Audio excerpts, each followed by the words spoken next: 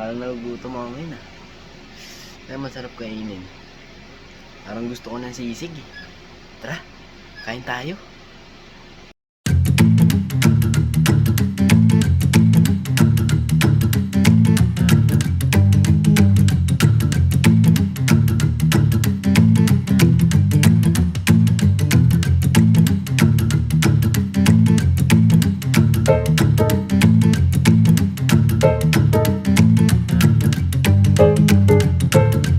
What's up sa inyo guys? It's your boy Ian. Nagbabalik na naman sa panibagong food vlog. So ito, first ever food vlog natin.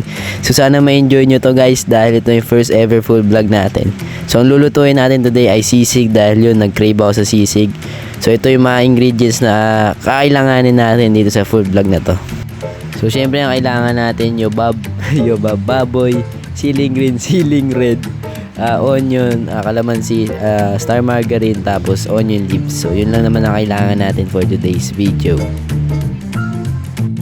So ito na, lutuan na tayo guys sa pinahihintay nyo. So bago tayo magluto, kailangan natin muna magugas ng kamay syempre para malinis kamay natin.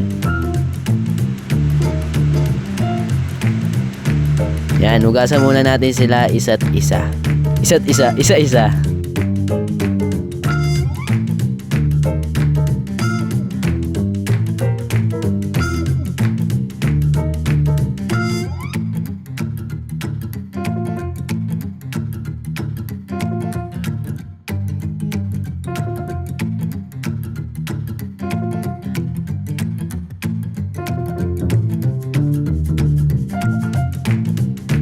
At ayun, pagtapos natin sila hugasan, no, at malinisan, lagyan na natin sila ng marination. So una natin dyan ay ating toyo. So lagay na natin yan dyan. Pangalawa ay suka, no, kalahating baso lang ng suka syempre. Tapos susunod, 3 basong puno ng tubig. So yan.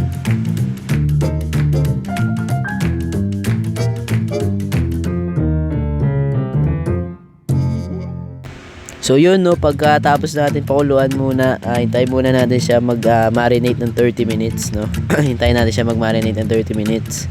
Habang nagma-marinate yun, magpe-prep na tayo ng mga ingredients natin. So yan, naghiwa-hiwaan na ako ng mga onion natin. And dapat yung hiwa nyo dito guys, yung maliliit lang, no, yung mga parang cube size lang.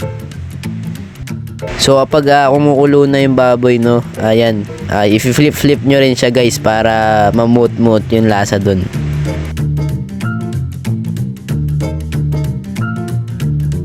Ayan, back to chop na naman tayo guys dito ng ating onion.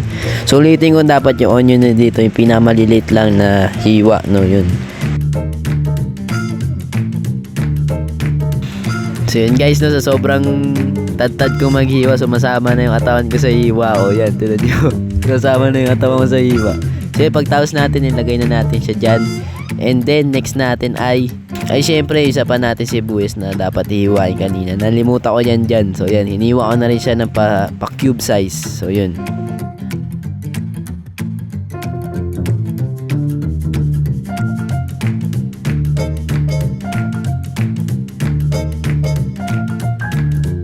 Next natin guys, yung ating onion leaves. So yun, yung next natin. Gugupitin. Hiwain na natin siya ng mga maliliit, yung sobrang liit na size, yung mga bilog na maliliit. So yan. Next naman natin dyan guys, yung ating siling green. So yun, yung next natin, yung ating siling green.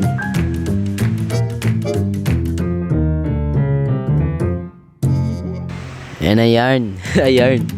So yan, clean up muna tayo guys, and then pinakita ko sa inyo yung mahiniwa natin. And then syempre, ito na yung baboy natin, tapos na siya, namut na sa kanya yung lasa. And ipapag-rest muna natin siya na ilang minuto rin, siguro mga 20 minutes ganun.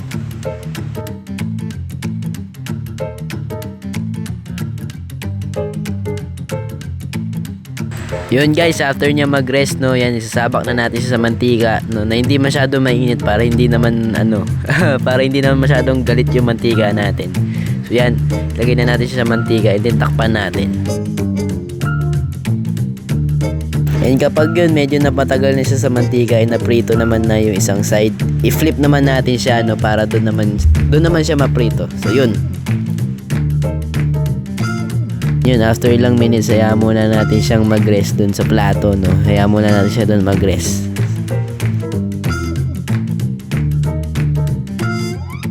Dahil mamaya naman ilalagay naman natin siya dun sa mantika ulit para ma-double fry mismo yung baboy natin para crispy na crispy yan.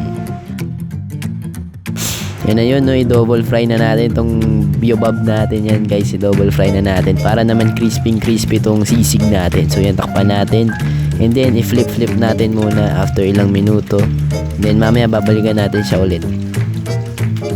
So yun guys, i-flip muna natin siya, no? Tapos mamaya hayaan muna natin siya mag-rest dun sa plato. And then yan, hayaan muna natin siya mag-rest dun sa plato guys. And then pakinggan nyo to guys, pakinggan nyo yung kung gaano siya crispy.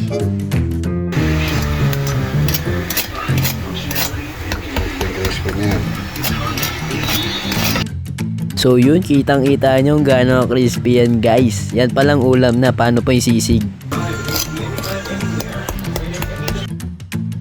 And syempre, sisig nga to. So, iwain natin yun na maliliit. So, yan. Iwain natin siya na maliliit. Gusto ko na sana ulamin yung isang buo dyan. Pero, sisig ang ating target ngayon, no?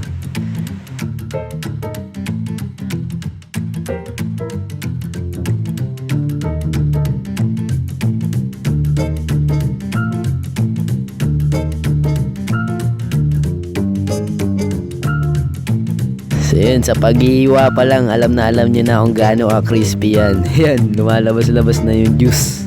And pagtapos natin mag-iwa yan, naiwa na natin siya na maliliit. So yan guys.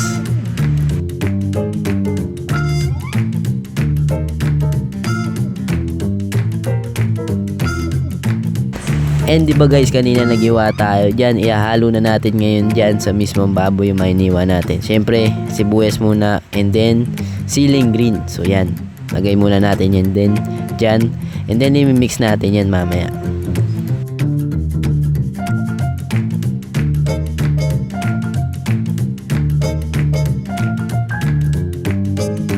And then yan, megus na natin yan guys. Mekus.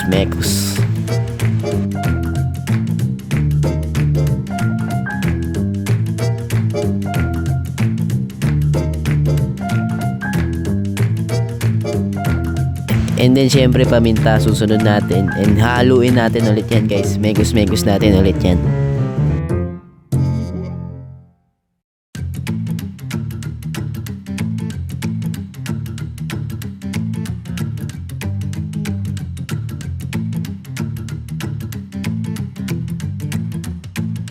And ito na, kumuha na tayo ng sizzling plate. So yan, nilagay na natin dyan yung ating star margarine.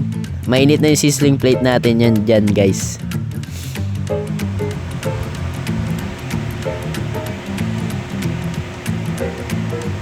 I-spread muna natin dyan yung star margarine natin para hindi kumapit dyan yung mga baboy, no?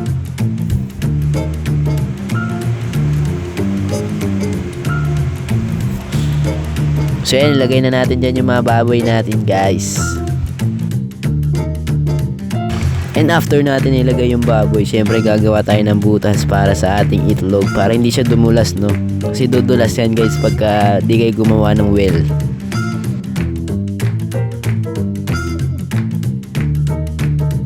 Yan na yung itlog natin. Ilalagay natin yan dyan sa gitna mismo guys.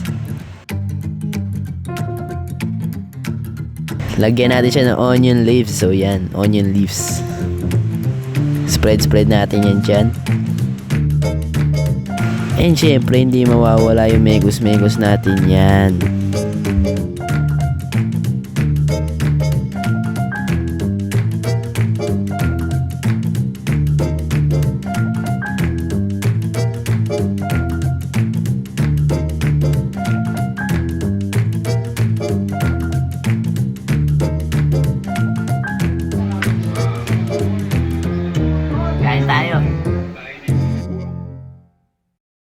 ito na ang ating crispy sisig guys. So yan, crispy yan. Pasensya na kayo guys kung medyo hindi pa ako ganun kagagaling magluto. Pero I'm trying my best naman, no.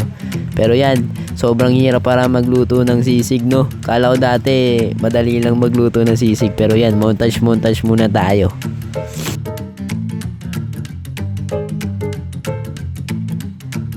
Guys, moment of truth, titikman natin tong sizzling sisig natin.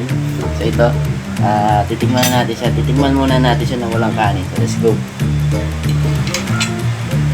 Ayan.